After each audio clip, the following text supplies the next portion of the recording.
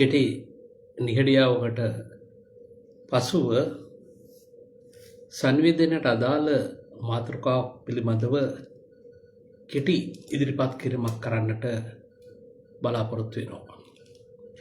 මේ දවස්වල සෞඛ්‍ය ශාස්ත්‍රයේ ගැටලු පිළිබඳව වගේම සෞඛ්‍යයට අදාළ ඖෂධ වර්ග පිළිබඳව ඒවා පිළිබඳව ඉස්මතු වෙලා තියෙන ගැටලු පිළිබඳව බොහෝ පිට සංවේදන ශාස්ත්‍රයේ වාර්තා වෙන ආකාරය දකින්නට පුළුවන්.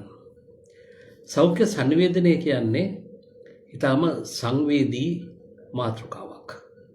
සෞඛ්‍ය සංවේදනයේදී ඒ වාර්තා කරන්නා ඒ පිළිබඳව අදහස් දක්වන්නා විශේෂයෙන්ම අවධානය යොමු කළ යුතු කරුණු කිහිපයක් තිබෙනවා. ඉන් පළමුවෙන් තමයි තමන් කරන සංවේදනය පරෝපාකාරය සියලු දෙනාටම ප්‍රයෝජනවත් වෙන සියලු දෙනා වෙනුවෙන් සිදු කරන්නක් විය යුතුයි. ඒ පෞද්ගලික අභිමතාර්ථ තිබෙන්නට විදිහක් නැහැ. දෙවැනි කරුණ තමයි වාර්තාකරණය අශිෂ්ට නොවීම. ශිෂ්ට සම්පන්න වාර්තාකරණයක් වෙන්නට ඕන. භාවිතා කරන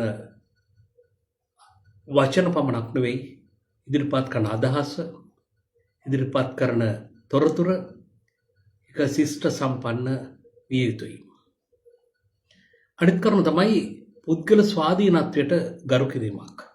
සමහර විට අපි සංවේදනය කරන වාර්තාව තුළ යම්කිසි පුද්ගලයෙකුගේ ස්වාධීනත්වයට ප්‍රහාරයක් වක්‍ර හෝ ඍජු බලපෑමක් සිදු වෙන්නට පුළුවන්. ඒ නිසා ඒ ගැන අපි විමසිලිමත් වෙන්නට ඕන. අනිත් එක තමයි ඕනම සංවේදන කටයුත්තකදී සිදු කළ දෙයක් තමයි සාධාරණත්වය. යම්කිසි කතාවක එක පැත්තක් දෙපැත්තක් තවත් පැත්තක් තිබෙන්නට පුළුවන්. මේ සෑම අංශයක්ම සලකලා බලලා සාධාරණ වාර්තාකරණයක් සෞඛ්‍ය සංවේදනයේදී ඉතාම වැදගත් වෙනවා. මන්ද එම සංවේදන තොරතුර සමස්ත සමාජයක් මත දැඩි බලපෑමක් එල්ල කරන නිසා. අපි සංවේදනය කරන කරුණෙන් අපේ ග්‍රාහකයා භීතියට පත් නොවිය යුතුයි. භීතියෙන් නිදහස් වෙන්නට ඕන. අපි සංවේදනය කරන කරුණ සංවේදනය කරන ක්‍රමවේදය අනුව තමයි ඒ තීරණය වෙන්නේ. භීතියට පත්වීමෙන් නිදහස් වීම අපේ ග්‍රාහකයා ඉතාම වැදගත්. අනිත් එක තමයි සමාජය භීතියට පත් නොකිරීම මේ සංවේදකයාගේ බරපතල වගකීමක්. සෞඛ්‍ය සංවේදනයේදී වැදගත්ම කාරණය තමයි අපට ලැබෙන හැම තොරතුරක්ම අපි සංවේදනය කළ යුතු නැහැ.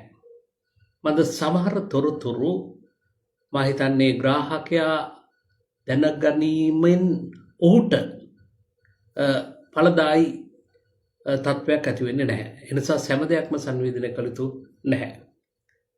අනිත් එක තමයි අරමුණ හා ස්වභාවය. මේක ඉතාම වැදගත්. අරමුණ මොකක්ද? අපි මේ ස්වභාවය මොකක්ද? මේ විදිය ඉතාමත් වැදගත් සෞඛ්‍ය සංවේදනයේදී.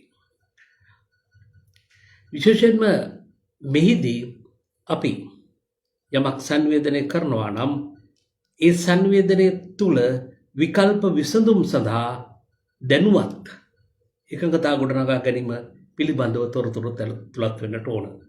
ප්‍රශ්නයක් තියෙන්නට පුළුවන්, ගැටලුවක් තියෙන්නට පුළුවන්, යම්කිසි පෙළඹවීමක් සිදු කළ යුතුව තිබෙනවා.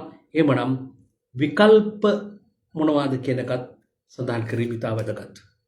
අනිත් කරුණ තමයි අනවශ්‍ය බරක් ජනතාව මත පැටවිය යුතු නැහැ. සංවේදනයේදී අපි සෑම විටම අපේ ග්‍රාහකයා නිවැරදි කරන්න, නිවැරදි තොරතුරුන් ශක්තිමත් කරන්න, ඒ ශක්තිය තුළින් ඔහුගේ මනස නිරවුල් කරන්න, තීරණයක් ගන්නට පෙළඹවීමක් ඇති කරන්න අපි කටයුතු කරන්නට ඕන. ඒ නිසා සංකීර්ණ තොරතුරු දැනුම සඳහා වැදගත් වෙන්නට පුළුවන්. ඒවා වදයක් හෝ එමත් නැත්නම් පීඩාවක් හෝ ආතතියක් වීමට ඉඩ ඇති නිසා අපි අවදානම් කළමනාකරණයේදී ජනතාවාදී මාධ්‍යවලදී මෙන්න මේ පිළිබඳව විශේෂ සැලකිල්ලක් යොමු කළ යුතු වෙනවා. සෞඛ්‍ය sannivedanaya කියන්නේ sannivedanයේ සුවිශේෂී වූ අංගයක්, විශේෂයෙන්ම සංවේදී අංගයක්. නිසා එහි තියෙන සංවේදී බව හඳුනාගෙන සෞඛ්‍ය sannivedanයේ නිරත වීම ඉතාම වැදගත්. ඒ පිළිබඳව වාර්තා කරන අය, ඒ පිළිබඳව කතා කරන අය, ඒ පිළිබඳව අදහස් දක්වන සියලු දෙනාම මෙය අදහස් පිළිබඳව අවධානය යොමු කිරීම ඉතාම වැදගත්.